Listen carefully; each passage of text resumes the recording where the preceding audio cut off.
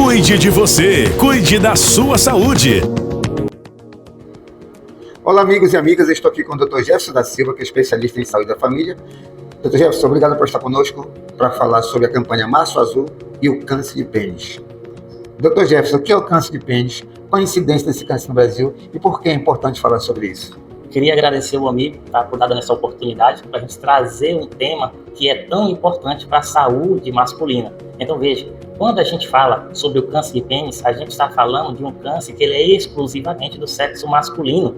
Câncer esse, tá? Que no Brasil a gente tem dados que nos afirma que, tá? Ele tem uma representação maior, tanto na nossa região norte quanto na região nordeste. E a gente tem uma representatividade de 2% de todos os cânceres que afetam o sexo masculino. Então, se eu falo esses dados, eu tenho que trazer para vocês que a gente fala também de um câncer que ele é consideravelmente raro. Mas veja, a literatura ela é bem específica no que ela fala, que ela diz que a partir do momento que um indivíduo ele é afetado por esse processo, tá? Ele vai ter consequências graves e devastadoras. Ou seja, a gente vai ter uma pessoa que vai ter danos físicos, emocionais e psicológicos. Então, se eu falo isso para vocês, eu tenho que dizer que a gente está diante de uma situação, de um problema crucial, que está relacionado à saúde masculina. Então, eu como profissional, eu como equipe Isidoro Braga, eu tenho que buscar uma maior atenção sobre isso, que foi o que a gente foi buscar para trazer para a nossa população uma maior conscientização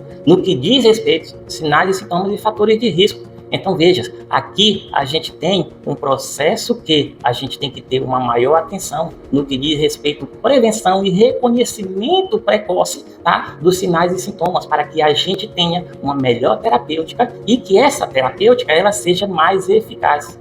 Muito bem, Dr. Jefferson, pela sua resposta. E a nossa próxima pergunta, a gente quer saber qual é o objetivo da equipe Isidoro Braga frente ao câncer de pênis.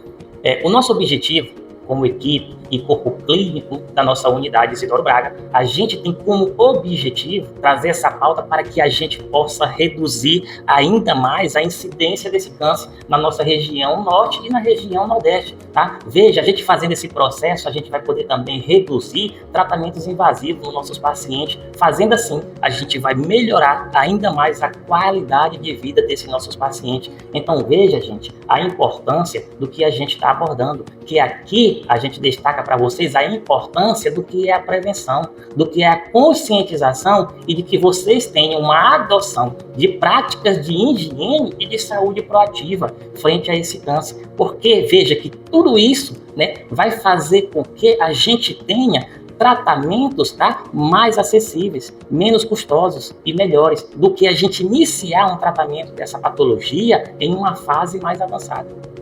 Muito bem. E agora vamos falar sobre prevenção e fatores de risco. Dr. Jefferson, quais as melhores formas de prevenção contra o câncer de pênis e os fatores de risco? Veja, meu amigo, tá? Compreender e identificar os fatores de risco é o primeiro passo inicial para se evitar o câncer de pênis, ou seja, para realizar uma prevenção, tá? Fatores de risco esses, tá? Como uma má higiene íntima, a pessoa que teve contato com o vírus do HPV, tá? Aqueles pacientes não circuncisados devido a uma fimose, tá? A gente vai ter também a idade, geralmente maior a 50 anos, tá? Mas isso não é exclusão também para os jovens. E o tabagismo também, tá? Porque a gente sabe que o tabagismo, ele é fator de risco para diversos tipos de câncer. Então a gente sabe que o câncer de pênis também ele não é uma exceção. Muito bem, Dr. Jefferson. Agora nós vamos falar de sinais, sintomas e diagnóstico. Dr. Jefferson, quais os sinais, sintomas e como é feito o diagnóstico do câncer de pênis?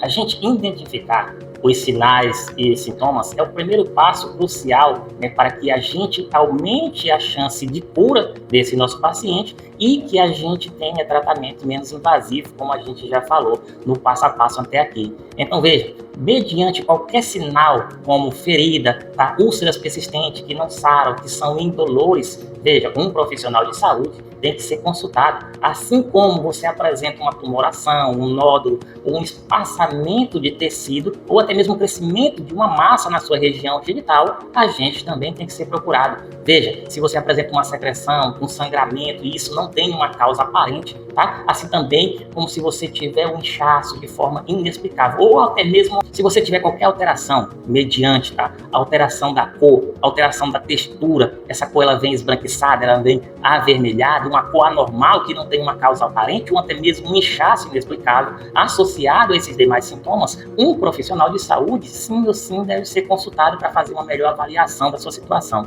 Em questão do diagnóstico, a gente sabe hoje que o melhor diagnóstico para o câncer de pênis é a prevenção e a conscientização sobre os fatores de risco e sobre os sinais e sintomas, porque o exame que temos é a biópsia para confirmar se nós estamos diante de uma lesão benigna ou uma lesão pré-cancerígena ou até mesmo uma lesão maligna. Muito bem, Dr. Jefferson, agora nós vamos falar sobre o tratamento. E aqui nós estamos quebrando o tabu com o Dr. Jefferson, desse nosso Pod Saúde. Dr. Jefferson, quais as opções de tratamento para o câncer de pênis existente no Brasil atualmente? Eu costumo dizer que, se você não sabe, venha até a gente, a equipe Isidoro Braga, receber a Ideia Check. Porque, meu amigo, a única forma hoje no Brasil que a gente tem de tratamento para esse câncer é cirúrgica, porque existe todo um estadiamento para que haja a cirurgia. Então, o primeiro que a gente tem, e é a mais utilizada, quando esse câncer é descoberto na sua forma inicial, que é a excisão no tratamento tópico, geralmente quando ele é mais localizado, principalmente quando essa localização ela é no prepúcio e sobre a glande.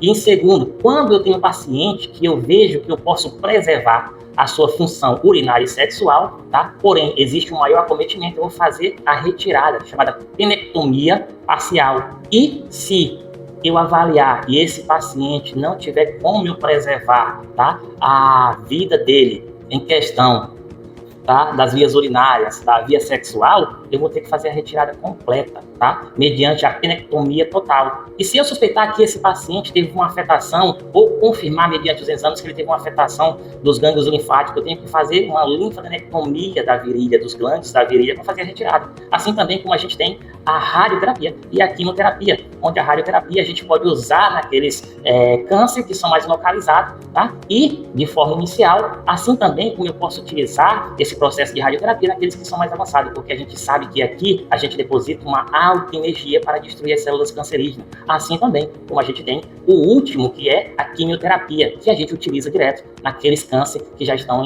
em estágio avançado. Muito bem, agora vamos entrar no quadro Mitos e Verdades. Dr. Jefferson, a biópsia é o exame que detecta o câncer de pênis, mito ou verdade? É mito. Porque a biópsia ela é um exame que confirma se eu tenho uma lesão benigna ou uma lesão pré-cancerígena, ou se eu tenho uma lesão maligna. Ou seja, para o diagnóstico do câncer de pênis, não temos um exame de rastreamento que detecta. O que a gente tem são as medidas frente aos fatores de risco e uma avaliação mais detalhada sobre os sinais e sintomas. A circuncisão, ela evita o câncer de pênis, mito ou verdade? É mito. Por quê? A circuncisão, ela previne o câncer de pênis, porém, ela não evita o desenvolvimento do câncer em si. E vamos para a nossa próxima e última pergunta de mitos e verdades. Dr. Jefferson, o câncer de pênis é uma doença exclusiva de idoso, mito ou verdade? É mito, porque várias literaturas, elas afirmam que, elas dão uma idade, que existe uma maior frequência entre 50 a 60 a 70 anos, ou seja, essas pessoas que sejam acima dessa idade. Porém, ele não descarta que o jovem possa ter, e tem. Muito bem, chegamos ao final de mais um Pod Saúde. Quero agradecer aqui, Dr. Jefferson, a sua colaboração conosco aqui na nossa página, no nosso terceiro Pod Saúde, e quero também convidar a população em geral para se prevenir, porque prevenir é melhor que remediar, né, doutor? Sim, exatamente. Eu costumo dizer uma seguinte frase: se você não sabe, venha ao Isidoro Braga que a gente vai lhe dar a Ideia Check.